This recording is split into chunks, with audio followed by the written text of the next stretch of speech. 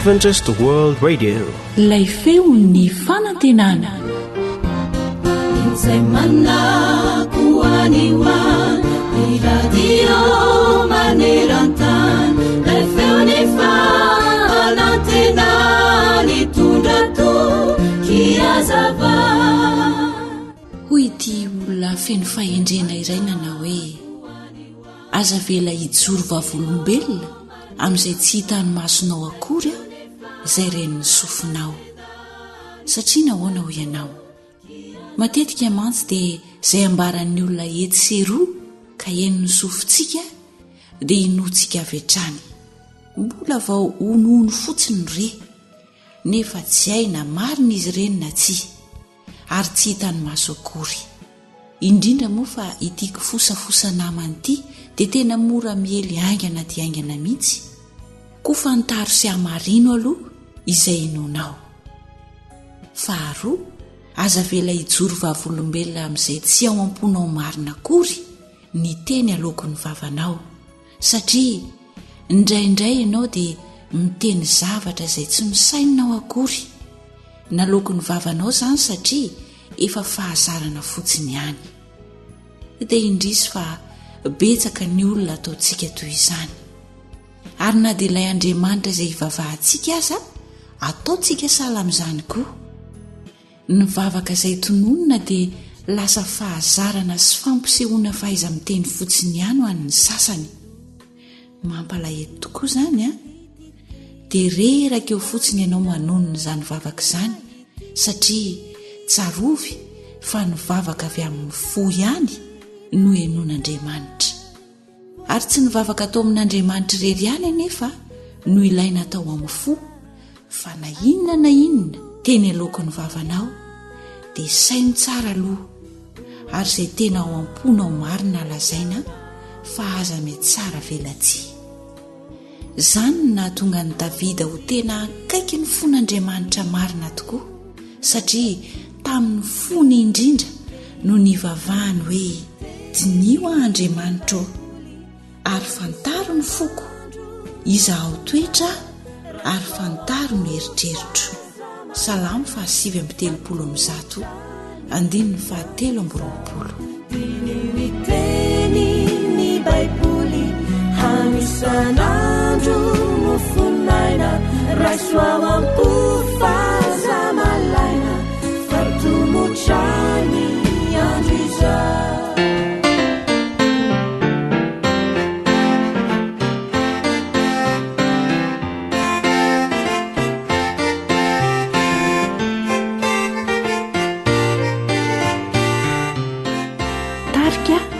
Roama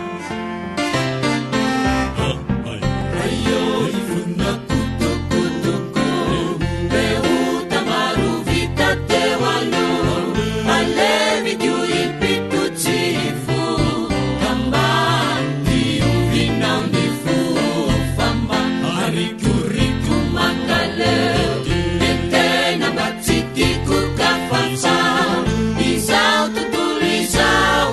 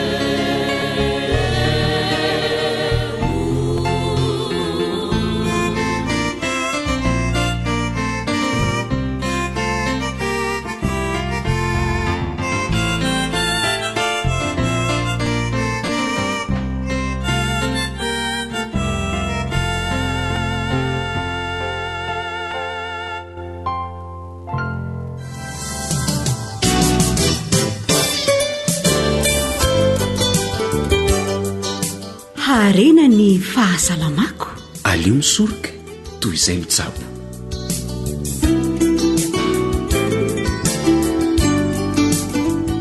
dia miara-abantsika rehetra manaraka ity fandaharana ara-pahasalamana ity, miaraka amin'ny onja-peo ny feon'ny fanantenana.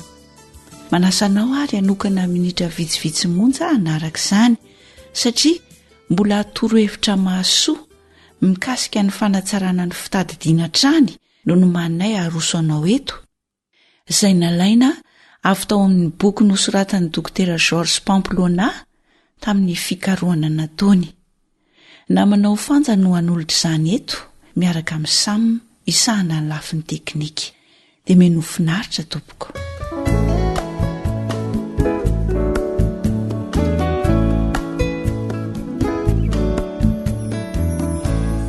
Araka ny fandiniana sy ny fikarohana natao ary, dia voalaza fa ny fahazarana tsara ireo zava-maniry fanao fanafody ary ireo fanampin-tsakafo, miaraka amin'ireo sakafo izay efa nolazaintsika teny aloha, izay sakafo be vitamine E, vitamine C sy ny sisa, dia samy manatsara ny fitadidiana avokoa.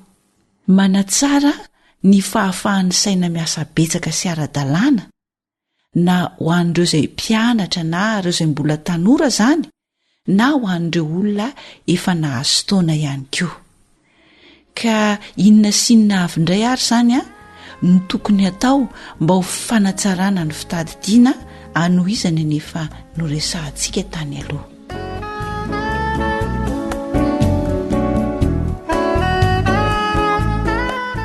Voalohany indrindra aloha, anisan'ny manatsara ny fitadidiana ny oksygène, izany hoe ny fifohana rivotra madio, satria ny fananany atidoha oksygène na rivotra madio ampy ara-dalàna izany, dia ilaina amin'ny fikolokoloana ny fitadidiana. Ny atidoha no anisan'ny tena mila sy mampiasa rivotra madio be indrindra na oksygène ho isika eo amin'ny vatana. Ka ny fifohana rivotra lalina, rivotra madio, ny fampiasam-batana, izany hoe fanaovana fanatanjahantena, ohatra izany hoe mihazakazaka, mandeha tongotra aingana sy ny sisa, ary ny fihinanana sakafo tsy be menaka sardevonina sady tsy be kolesterol, dia anisan'ny manatsara ny fidiran'ny oksygène ao amin'ny atidoha avokoa izany.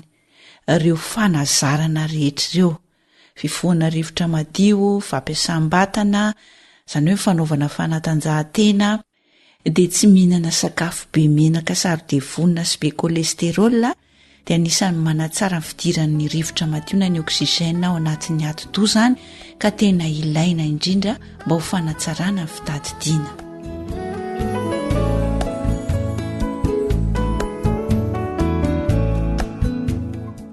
Anisan'ny manatsara ny fitadidiana ihany koa ny fihazonana ny saina hiasa fa tsy avela petrapetra-poana, izany hoe fanaovana fanazarana ny saina izany. Reto izany misy ohatra omenantsika mikasika izay hoe fihazonana ny saina hiasa tsara izay, fanaovana fanazarana ny saina.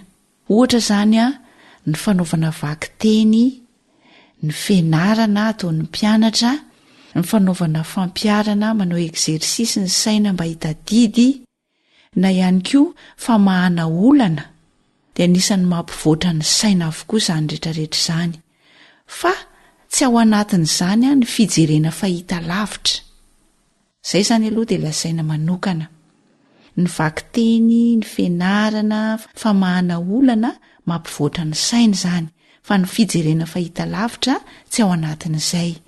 Araka ny fikarohana natao izany, dia ny fanaovana fampiarana na ny fanazara-tsaina dia mampitombo amin'ny fifandraisan'ireo sela-pitatitry ny atidoha na koa ny synapse, izay mampitombo amin'ny fahazaran'ny saina miasa sy mitadidy. Ka dia ampirisihana izany sika mba hampiasa saina amin'ny zavatra tsara araka ny voalaza teo.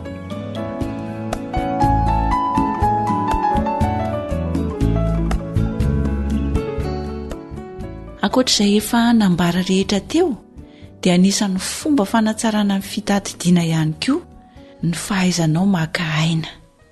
Ahoana moa izay hoe maka aina izay? ny torimaso mandritry ny ora feno, izany hoe ny adiny valo izay nataon'Andriamanitra mba hatoritsika hialantsika sasatra, dia anisany manampy amin'ny fitehirizana ny fitadidiana. Satria mandritry ny torimaso dia manala an'ireo fako izay voangona nandritry ny ora maro izay ny asany ny selam-pitatitry ny ati-doha.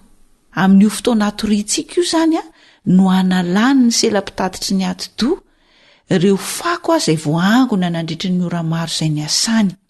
Dia izay indrindra no manampy amin'ny fahafahan'ny ati-doha miasa sy mamokatra tsara amin'ny ara-dalàna. Aza gaga izany ianao. Raha teo amin'ny androm-piainanao ianao dia anisan'ny olona tia miaro tory. Rehefa any aoriana any ianao dia manomboka tsy manana fitadidiana tsara intsony, satria tsy nikolokoloanao, tsy narahanao ilay lalana efa natao mba ho antsika olombelona mifakana aina, izany hoe ny torimaso ampy mandritry ny adiny valo, mba hanampy amin'ny fahafahan'ny ati-doha miasa sy mamokatra tsara amin'ny ara-dalàna. Anisan'ny tsy mety ihany koa ary tokony ialana ny stress na ndraritsaina, ara-batana na ara-tsaina, miaraka ny tsy fahampian'ny torimaso izany io, na ny tsy fanaovana fialan-tsasatra. Ny antony dia mamotika sy manimba tsikelikely ny ati-doha, ny raritsaina ara-batana na ara-tsaina, miaraka ny tsy fahampian'ny torimaso. Izany hoe ilay tsy fanaovana fialan-tsasatra ampy izany tamin'ny nanaovan'Andriamanitra antsika. Noho izany dia ampirisihana mafy isika mba hisoroka hiala amin'ity fiahiahiana lava ity sy ny adi-tsaina be loatra izay vokatry ny fanaovana zavatra maro be loatra indray mandeha, na vokatry ny tsy fahatokinan'Andriamanitra. Ampirisihana izany isika mba hisoroka an'izay fiahiahiana sy ny adi-tsaina be loatra izay.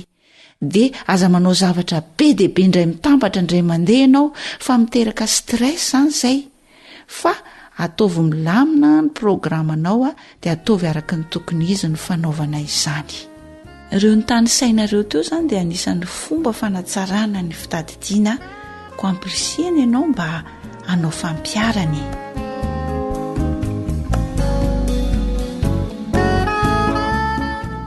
Dia anjaranao no makalesona sy mampiatra izay rehetra no resantsika teto mba ho fanatsarana ny fitadidiana ho voninahitr'Andriamanitra irery ihany, izay nanome anao izany. Fa ny teny fohy tianay hatolotra anao mialohan'ny isa rahantsika dia izay voasoratra ao amin'ny ohabolana 7 andininy 5 sy ny 9 manao hoe: matokian Jehovah amin'ny fonao rehetra fa aza miankina amin'ny fahalalanao, maneke azy amin'ny alehanao rehetra fa izy andamina ny lalanao. Amen. Ilay feo ny fanantenana. Téléphone 033 37 106 13.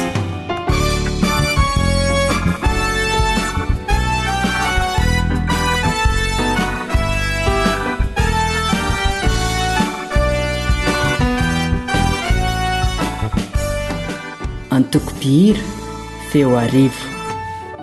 Inona miseo si zavatsarotra manjo zay manjo tonany sy toleo zay mety ankarary fo zany fo de mpanjino sy jereo fa indro misy zavatso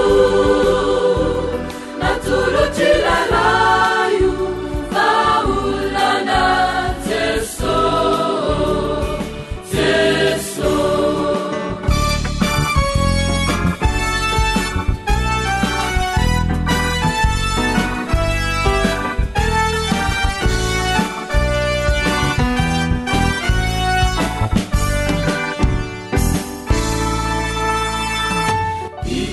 Isaitasile tezari mampivadiku sanifu la haizanuale tolala maizina avuku defizao de mijere faindru misi zavatsu natuluti lalayu faulana Jesu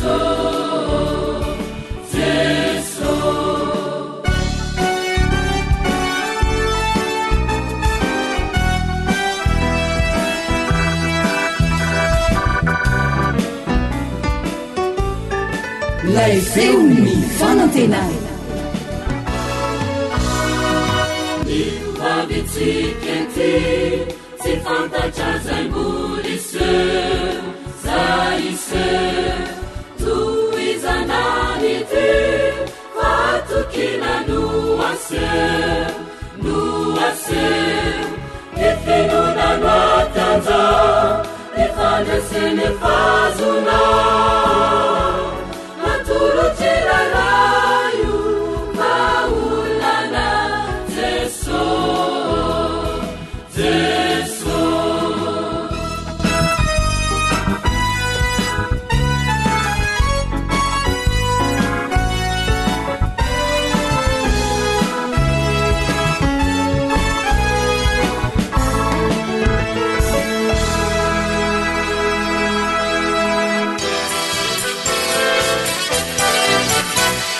WR manolotra ho anao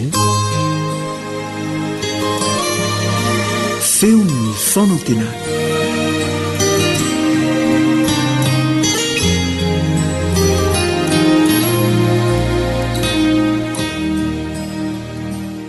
fa le merabanao indray ny namanao ndrembovonjyarinay voary isaorana ny tompo fa mbola nitehiriziny isika rehetra ka afaka miaona indray am'izao fandraisam-peo zao andeha atsika nondrika ny lohantsika hitery isan-kalaza azy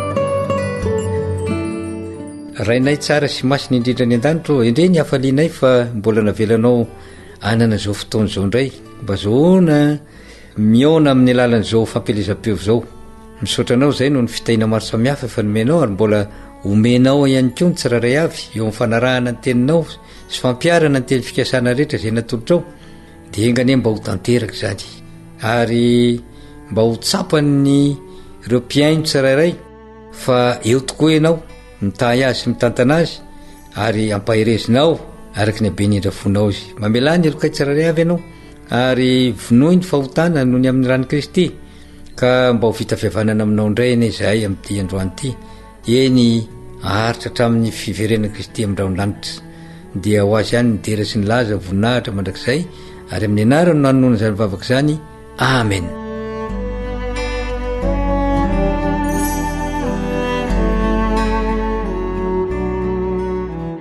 ry mpiaino malala andesika ary hanokatra ny baibolitsika ka hijery zay voasoratra amin'ny Genesisy toko 7 Genesisy toko 7 andeha hovakitsika ny andininy fa 5:10 amin'ny anaran'i Jesosy no amakitsika an'izany teny zany dia ampifandrefesiko ianao sy ny vehivavy ary ny taranakao sy ny taranany izy anoritoro ny lohanao ary ianao kosa anoritoro ny ombelahy tongony asa raha tsapanao ny lanjany zany teny zany fa eto reha vakitsika ny Genesisy toko 7 milohan'ireo tantara reo dia fa tantara mahazatra antsika loatra fa tafalatsaka tao anatin'ny fahotana ny olombelona zany hoe tafalatsaka amin'ny fahotana ny dikan'izany dia hoe tafasaraka tamin'Andriamanitra ny olombelona lasa fahavalon'Andriamanitra ny olombelona no fon'ny fahotana kanefa dia mahagaga sy mahatalanjona fa na dia efa lasa fahavalo aza dia tsy mba tahaka ny fihetsika mpanao-tsika olombelona ny nataon'Andriamanitra satria isika olombelona eo anatrehan'ny fahavalo dia mankahala mandroaka ary miaza azy mihitsy aza manao aza lambo mba hahafaty azy fa Andriamanitra kosa dia tsy zay ny nataony eto ary mahagaga ny fitiavan'Andriamanitra antsika ity fa tena fitiavana tsy takatry ny saina fa mbola nomeny fomba anankiray hiadina isika ka araky ny voalazany eto manatrika eo amin'io resaka io ny devoly Satana ary manatrika an'io resaka io i Adama sy Eva mifanatrika eo dia Andriamanitra ny eo afovoany maneo ny didi-pitsarana ny didi-pitsarana dia efa voalaza eo aloha kely fa amin'ny 5:40 fa voaozona ny biby ary voaozona isika olombelona ao anatin'izay ozona zay nefa dia zao misy vahaolana goavana dia goavana ny tokotr'Andriamanitra dia mpifandrefesiko ianao sy ny vehivavy zany hoe isy ady eo, zany hoe ampifandrefesiny zany, ary isy tolona zay tsy maintsy ho atao. Kanefa zao lay tolona dia efa fantatra sady ny valiny, izy anorotoro ny lohanao, ny vehivavy sy ny taranany dia anorotoro ny lohan'ilay devoly. Fandresena izany ry havana, satria ho faty io devoly io zany. Ary raha vao mieritreritra n'izany fotsiny sika de tahaka ny hoe Andriamanitra ny nanome ny valy faty ho an'ny devoly, fa tsy tsika zay lavo na lavo ny devoly ka anao hoe anao valy faty aminao ary devoly, satria enao no natonga ho lavo tahaka zao. Tsy vitatsika olombelona izany, fa Andriamanitra ny nanome avy hatrany ny valy faty ho an'ny devoly. Isika zay efa latsaka ao anatin'ny lavaka lalina ka tafasaraka amin'ilay namorona antsika, de hoy izy hoe mbola mame vahaolana azonao mamaly faty an'io zay nitondra ny poizina teo amin'ny fiainanao io. Tsy vitan'izany fa mbola namafisin'Andriamanitra ny fitahiana ny mena ny Adama sy Eva, na dia noroana tao amin'ny Saedena azy izy, dia izao nanaovan'Andriamanitra akanjo tsara tarehy izy, satria fantatra fa io fitafiana io niala voalohany, lay voninahitr'Andriamanitra niala voalohany tamin'reto izy mivady reto. De ndevaka itsika ny Genesis 3:1-20. Ary Jehova Andriamanitra nanao akanjo hoditra ho an'ny Adama sy ny vadiny ka nampiakanjo azy. Ry hava malalo, manahoana reny aben zany fitahiany zany raha mandeha manontany akanjo hoditra ianao ankehitriny, blouson anankiray, de efa manetsiny zay vao mahazo raha toka mila ny vaovao. Ary efa tsy mahamendritra itsony ara ny mivarotra hoe raha efa friperie le izy de mbola ny atsasaka zany no vidiny raha anisan'ny mora indrindra. Kanefa eto dia akanjo hoditra vaovao, tsy mbola nanaovana, nomena ny Adama sy ny vadiny, samy nahazo ray avy tsy mivady. Ary Andriamanitra mihitsy no nanamboatra n'izany, nanjaitra izany. Ary tsy vitan'izany fa nanao atao hoe sakrifisy. Andriamanitra tsy maintsy novonoina ny biby nangalana an'iny, de nakipin'Andriamanitra ny masony tsy jery an'izany biby zany, satria tiany ianao, tiany Adama, tiany Eva, tiany ny taranak'olombelona, mamy loatra aminy, mamioditra aminy, ka tsy navela ny anjaanja teny ny oditry Adama sy Eva, fa nasiany oditra hafa teo amboniny mba hiaro azy. Tsy tahaka zay ve le sary nomeny Jesosy tany amin'ny Matthieu 13:7-7, tahaka ny fanombany reny akoho ny zanany no anombako anareo koa. Eny, nasehony amin'ny tandindona ity akanjo hoditra ity, de tahaka ny elatry ny akoho be anankiray, de akanjo hoditra zay natafy any Adama, de akanjo hoditra eny koa natafy ny vadiny. Fiarovana feno, fiarovana amin'ny atsika, fiarovana amin'ny ainandro migaigaina, fiarovana amin'ny toe-javatra rehetra mety andratra ny vatana. Raha toa ka mandeha anaty ala any, mety misy tsiro, mety misy voasaringotry ny rantsakazo, dia ny akanjo hoditra matevina maharo anao am'izany zavatra rehetra zany. Ary ny manampaizana moa dia efa nandinika lalina amin'ny akanjo io, fa anisan'izany ny kiraro ohatra, de mbola anisan'ny fitafiana izany. De io kiraro natao mba tsy ahavoatsindrona ny tongotra, satria ny tongotra moa no tena mandiny any amin'ny lalana sarotra rehetra any, mba tsy voatsindro ny tsilo, tsy voatsindro ny vato, mba tsy aradratra satria tafitohina. Dia efa nosaidraina am'izany reny kiraro reny. Nataony Jehova tahaka zany ihany koa ny akanjo hoditra ho an'ny Adama sy Eva, de zao hiaro azy tanteraka rehefa hiala ny Saedena izy amin'ireo toe-javatra zay mety animba ny vatany. Efa hatramin'ny voalohany zany Andriamanitra dia namety teny fikasana tsara mihitsy momba antsika izy, momba anao izy, ary minoy zany ianao. Fa efa hatramin'ny voalohany Andriamanitra nefa tia anao, de mbola voateraka ianao de efa tiany, ary mbola voateraka ianao de efa nomany ny sahady zany fiarovana anao zany, mba tsy ho azo ny zavatra rehetra zay mety hitranga eto amin'ity tany ity.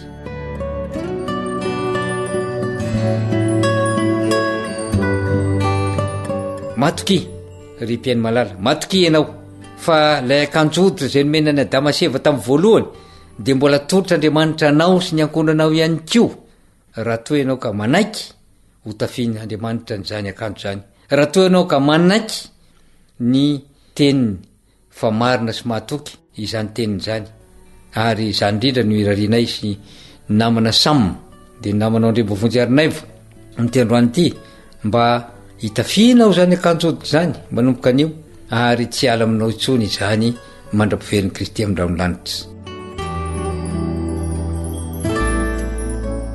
AWR Malagasy @gmail.com.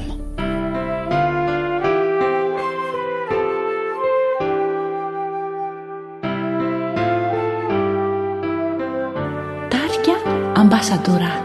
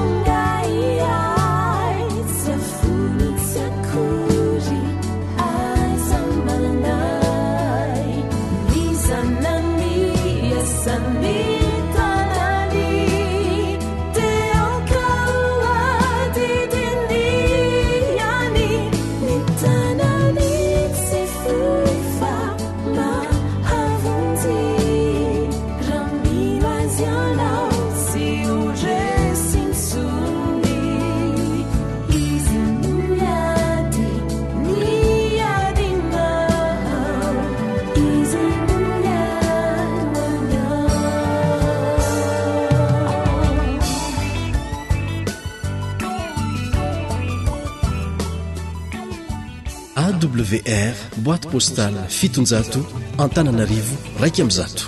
Zay lay onjany fanantenana.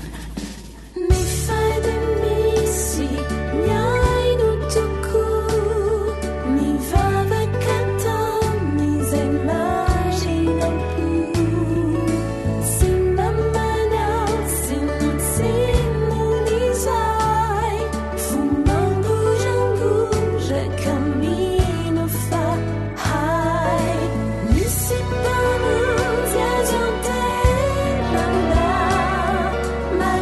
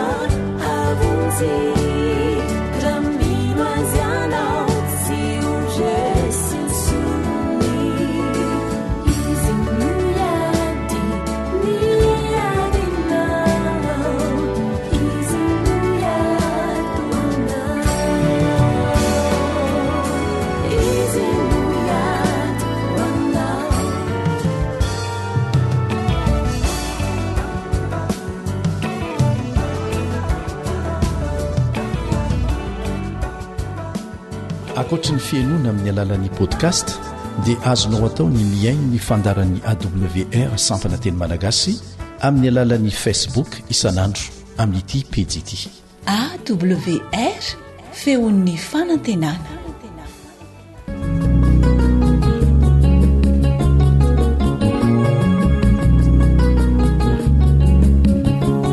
fianarana sy fanabeazana androtany ty tanindrazana fahaizana sy faherena olovany ty firenena larena zaro tsy mahahitra fa tsara manajery lavitra ny fianarana re azatsanina fa manomanana olombanina.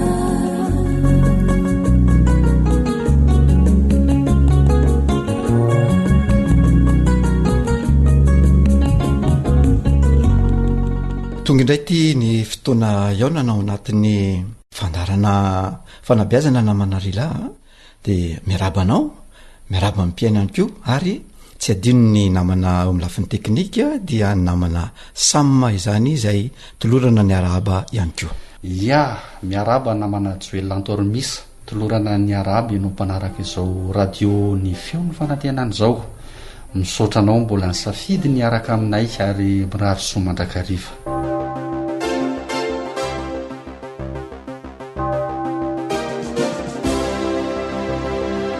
na raha ntsika tamin'ny fandarana teo aloha ny manodidina n'ireo fizarana efatra lehibe eo amin'ny olombelona sy ny tsara ho fantatra mikasika ny fitandremana tokony ataon'ny ray aman-dreny mitondra vohoka mba ahalavorariny zaza sy ny toy ny fanabeazana tao aminy mandra-pahalehibeeny.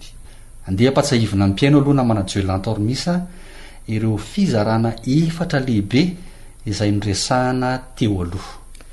marina dia marina tokoa zany namana rila satria misy tokoa ny mety manadino ary mety misy ny tsy naheno leo fizarana efatra lehibe ireo ka tsara tokoa ny ampatsihivana azy voalohany ary ao anatin'izany fizarana efatra zany a dia ny fotoana ny mahazazakely ny fotoana ny mahazazakely dia manomboka eo amin'ny fahaterahany ka hatramin'ny fahatelo taonan'ny zazakely zany. faharoa fotoana ny mahazaza ny fotoanany mahazaza io indray dia manomboka eo amin'ny fahatelo ka hatramin'ny fahafito taonany zaza. ny fizarana fahatelo dia fotoana mialohan'ny fahamotiana zany hoe manomboka eo amin'ny fahafito ka hatramin'ny faharoambin'ny folo taonany zaza. mbola tenenina hoe zaza izy atreo amin'ny faharoambin'ny folo taona.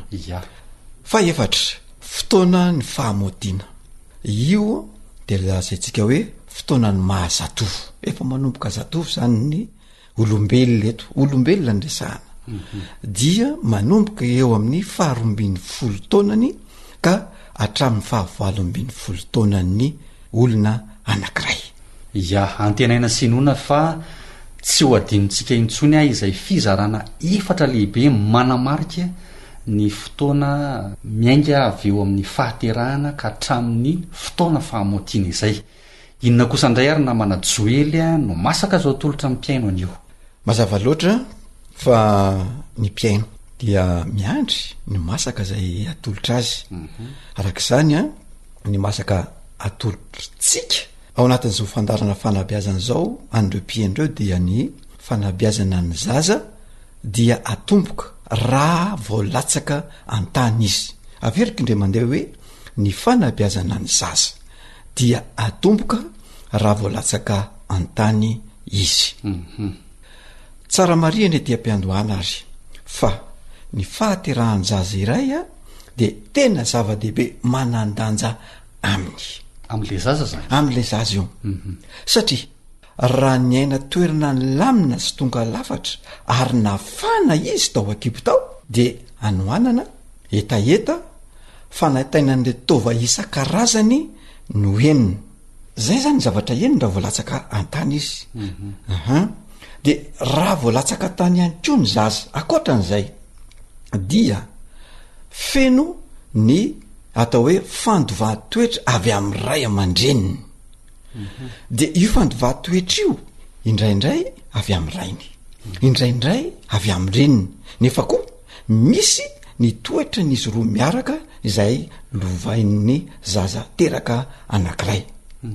Ireo anefa dia efa atsapan'ilay zaza fanelingelenana sahady hoe maninona izy no mandova toetra oatra zany fa tsy oatra zany ny aina ny tao akibo tao. Ilay fandova toetra tsy hoe fandovana araka endrika na tare amambika fa toetra ny tiana resahana eto. Marina fa misy zaza zay atao hoe mitovy amin'ny ray, mitovy amin'ny reniny ny endriny, fa ny resahantsika eto de hoe ny fandova toetra izay raisin'ilay zaza de efa manelingelina azy sahady.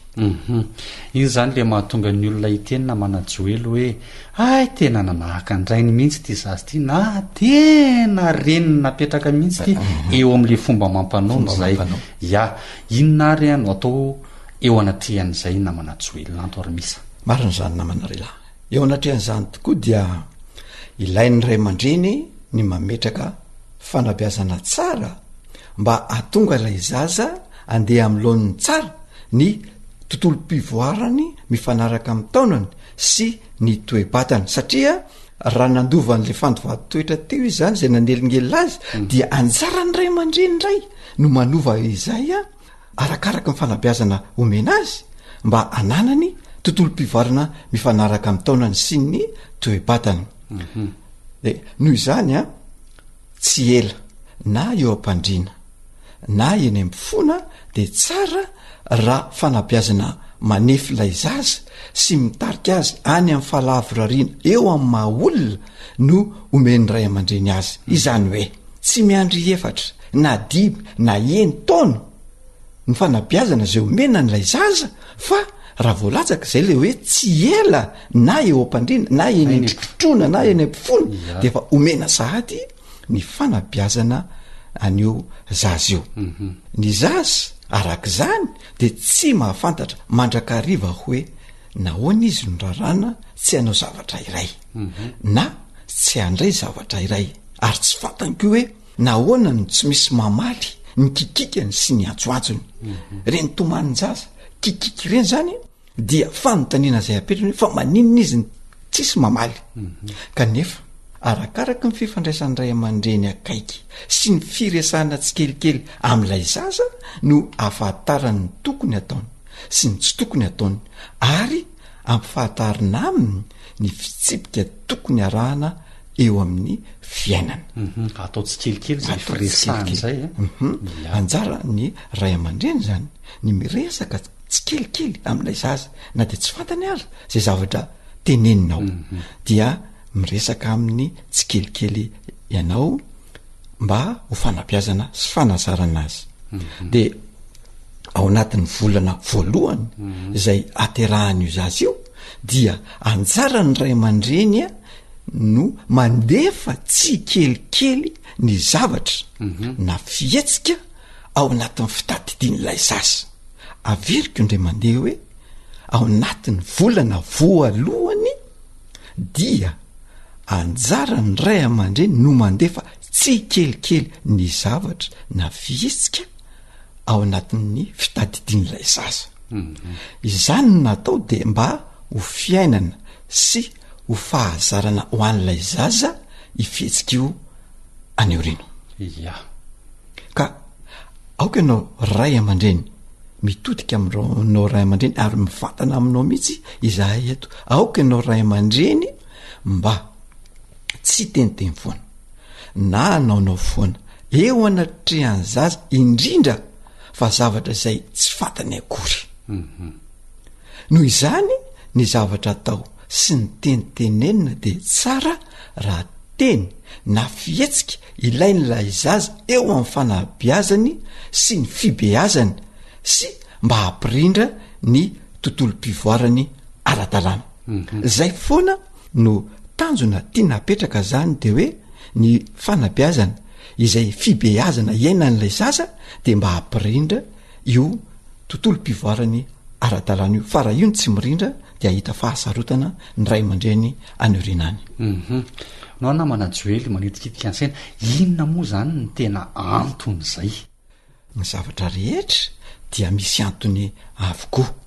Arak'izany de tiana ny mampafantatra anao ray aman-dreny fa ny fihetsika sy ny fiteny izay atao amin'ilay zaza de voalohany sady vavolombelona hitsaranao anyorina zay zavatra zay faharoa no mijanona mandrakariva ao an-tsainy ihany ko sady vavolombelona zany fihetsika sy fiteny ataonao io no mijanona ao an-tsainy lay zaza ihany ko miraikitra ao an-tsainy mihitsy zany tena miraikitra ka tadidio tsara fa ny sary na feo mandalo sy tafiditra am'ireo taovam-pandrenesana dia tsy ho voafafa vetivety sao diso hevitra ny ray aman-dreny hoe aha anao manonao foana na miteniteny foana fa iny zavatra iny rehefa tafiditra ao de tsy voafafa vetivety mihitsy ary mety miraikitra mandra-pahalehibeany mihitsy aza ia mety anana fisainana tahaka zao ny ray aman-dreny sasantsasany angamba hoy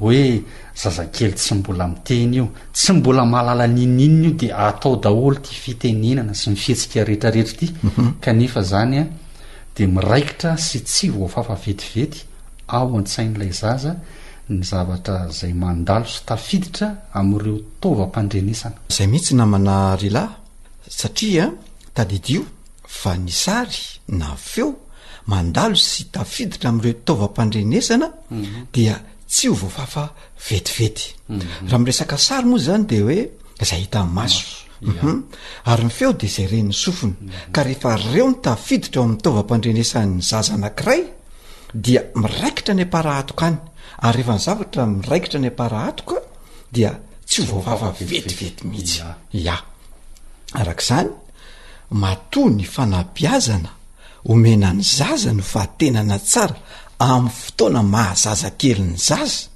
averiko indre mandeha fahatenana tsara amin'ny fotoana mahazaza kely ny zazana fanabiazana zay omena azy dia satria arakaraky ny tombony eo amin'ny fahatanyrany no mahasarotiny azy ary ahafahany ko mandroso sy miaina ny fahazarana tsara ia afaka manome ohatra ray ve na manajoely mahakasika an'izay ny ohatra zany a ataontsika hoe tena ohatra akaiky misy ohatra hoe ny ray aman-dreny na ny olona ao an-trano miteny ratsy dia rehefa ienon'ilay zaza iny tafiditra ny anatiny ihany dia voarain'ny atotoany de tadidiny dia indraindray iny averiny de eo no ianao ray aman-dreny manontany tena rehefa afaka fotoana vitsivitsy hoe fa iza nampianatra nyty zazy ty ny teny ratsy kanefa ianao ianareo tao tokantrano tao no niteniteny foana na miteny ratsy dia ienon'ilay zaza izany ary indraindray misy teny fampiasa ao atokantrano dia lasa manefy azy manefy an'ilay zaza io anana fahazarana ka raha vatany vao eniny ilay teny dia ilay fihetsika mifanaraka amin'iny arak'izay nataonao no averiny zany hoe ianao sady teniteny foana manaonao foana de tadidiny iny iny nataonao iny de iny no averiny raha vao enony zay feo hitenenanao azy zay zany le hoe lasa fahazarana ho azy mamerina ny fihetsika na teny nataonao zay nataonao iny ary zao ny zavatra tena mety anala-baraka tadidio tsara fa ny zaza indraindray eo ny am'vorovahoaka vo manondrana de rehefa eo anao sy ny fianakavianao zay ivelan'ny tokantrano mety mamangy anao eo le zaza miteniteny foana sy manaonao foana eo anao vo menatra kanefa ianao ihany nanao an'izany tany aloha tany tsy tampiverana hita sien'ilay zaza de nataon'ilay izy ka zao ny tsara ho fantatra hoanao ray aman-dreny fa raha manao fahadisoana ianao manao adalàna sy atsirambina manoloana ny zaza ianao ray aman-dreny io dia azo antoka fa tsy ahita vokatra tsara eo amin'ny fibiazany zanako mihitsy fa ahita fahasimbana sy adalàna amin'ny verimberina kosa mandritra ny androm-piainan'iny zanakao iny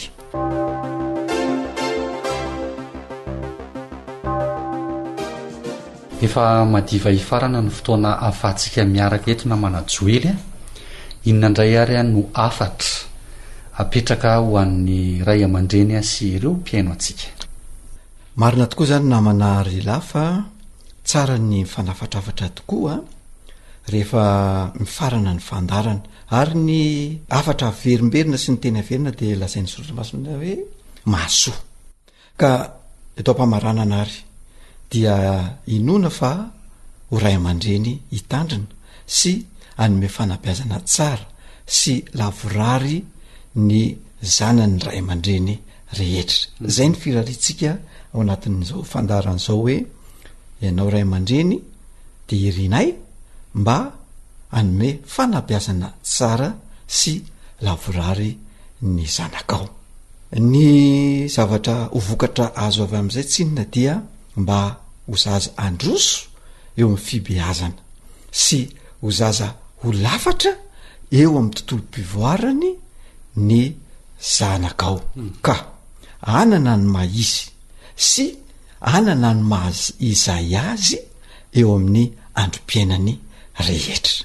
De ankasitrahana indrindra ianao mpiaino na fohy fotoana niaraka taminay teto amin'ny fandaharana isaorana ihany koa namana joelanto aromisa nitondra izay mahasoa ho atsika rehetra zay de izay indray aloha no masaka azo natolotra ka miatrahana ny mandra-piona ho amin'ny manaraka indray dia mametraka ny veloma mandra-piona ary maniry zay fa mbola hiaraka aminay mandrakariva ianao satria loha hevitra vaovao mahaliana indray no atolotra anao amin'izay fotoan'izay veloma to ilay feo ny fanantenana telefony 034 06 797 62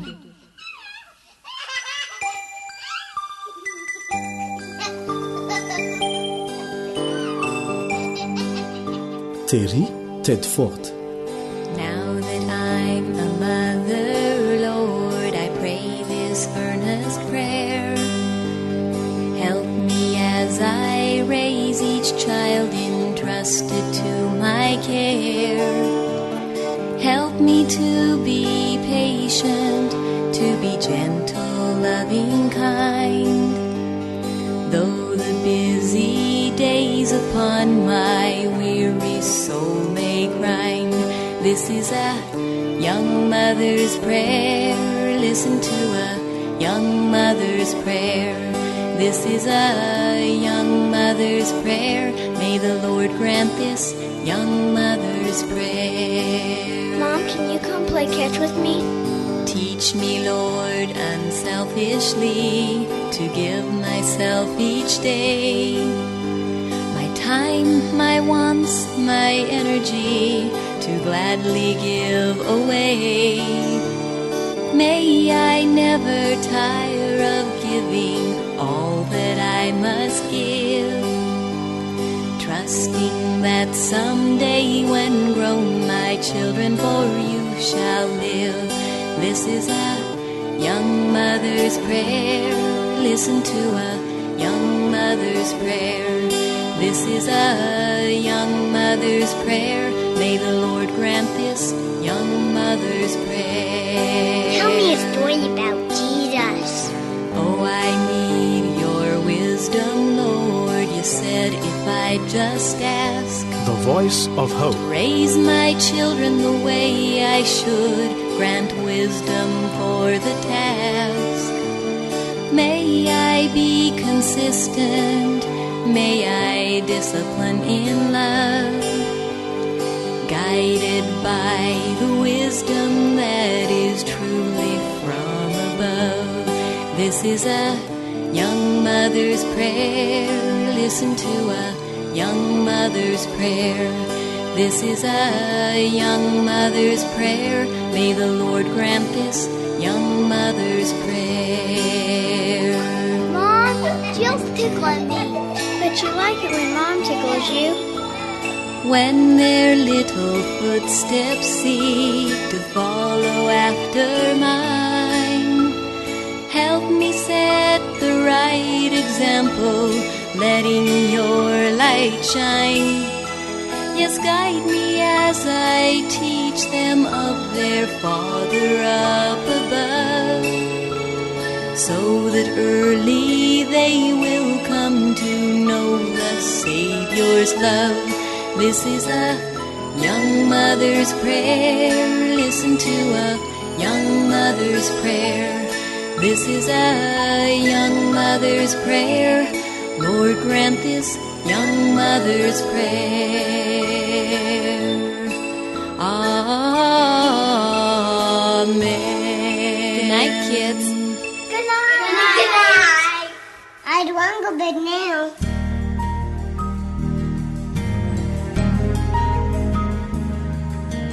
Faneteninao no fahamarinana. Taridalana manokana fianarana baiboly avoaka ny fiangonana advantista maneran-tany. Iarahanao amin'ny feon'ny fanantenana sy ny departementany sekoly sabata.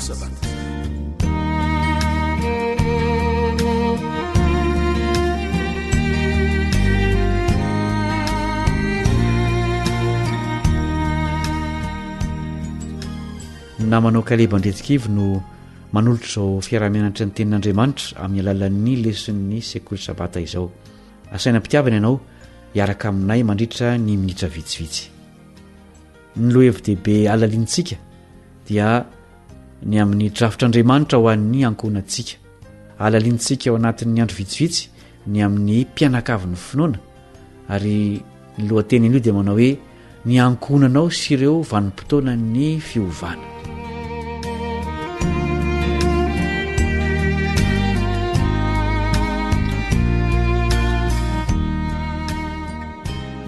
Ampahany amin'ny fiainana ny fiovana, ary ampahany amin'ny fiainam-pianakaviana ihany koa. Tsy azontsika andosirana izany. Misy fiovana izay miseho tsy misy fampilazana, tahaka ny fahafatesana, ny loza, ny ady, ny aretina, ny fifindramonina na ny fahaverizana asa. Misy koa fianakaviana maro miatrika fiovana ara-toekarena na ara-piarahamonina noho ny fiovana eo amin'ny fiarahamonina misy azy sy ny firenena. Misy kosa nefa reny fiovana reny mifandray mivantana amin'ny kolotsaina. Misy ohatra vitsivitsy izay hojerentsika ao amin'ny tenin'Andriamanitra dia olona tratran'ny fiovana goavana sarotra teo amin'ny fiainany. Inona moa ny fiantraikan'ireo fiovana ireo teo amin'ny fiainam-pianakavian'ireo olona ireo, ary inona nanome hery-tanjaka azy ireo nandritra io fotoana io, ary inona no mety ho nataonao raha ianao no teo amin'ny toeran'ireo olona ireo. Ny voalohany amin'ireny dia i Abrahama, Sara ary Lota. Andeovaka itsika ny Genesis 12 andiny ny voalohany ka hatramin'ny 15. Genesis 12 andiny ny voalohany ka hatramin'ny 15. Ary ho Jehova tamin'ny Abrahama: mandehana miala amin'ny taninao sy ny havanao ary ny tranony rainao ankany amin'ny tany izay asehoko anao, dia hahatonga anao ho firenena lehibe aho, sady hitahianao sy halehibe ny anaranao, ary ho fitahiana tokoa ianao, ary hitahy izay manisy soanao aho, fa hanozona izay manozona anao, ary aminao no hitahiana ny firenena rehetra ambonin'ny tany. Dia nandeha Abrahama araka izay efa nilazain'i Jehova taminy, ary Lota koa mba niaraka taminy, ary efa 570 taona Abrahama raha niala tao arahana izy.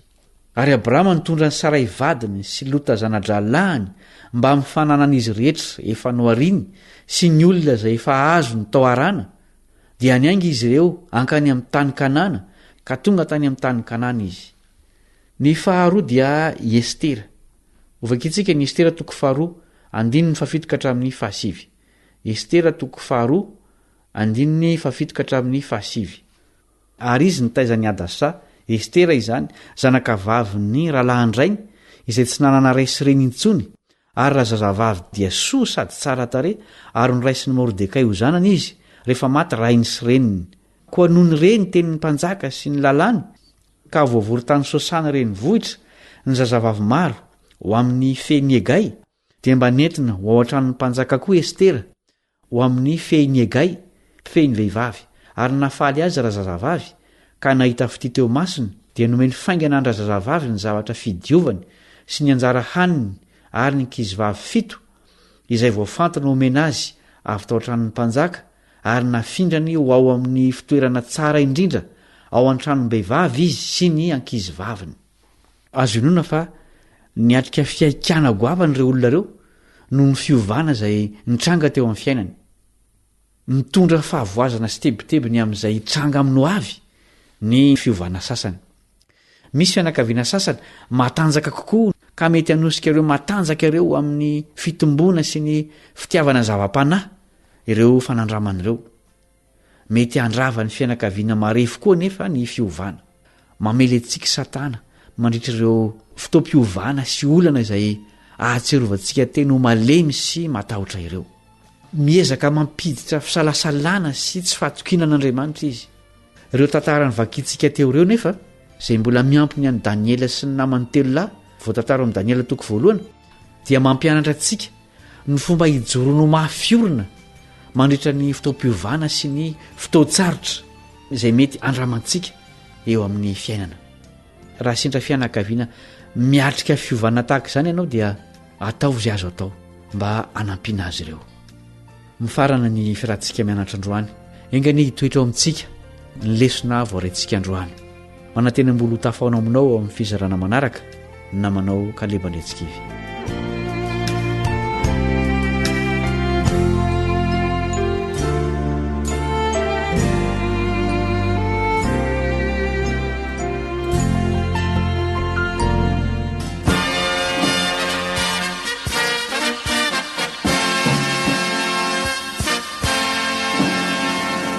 Adventist World Radio, the voice of hope. Tapitra treto ny fiarahanao tamin'ny radio feony fanantenana na ny AWR. Azonao atao ny mamerina miaino na maka maimaim-poana ny fandaharana anarahanao teo amin'ny fotoana rehetra ilanao azy. Raisoary ny adresy ahafahanao manao izany. www.awr.org. Mandrapitafindray ary.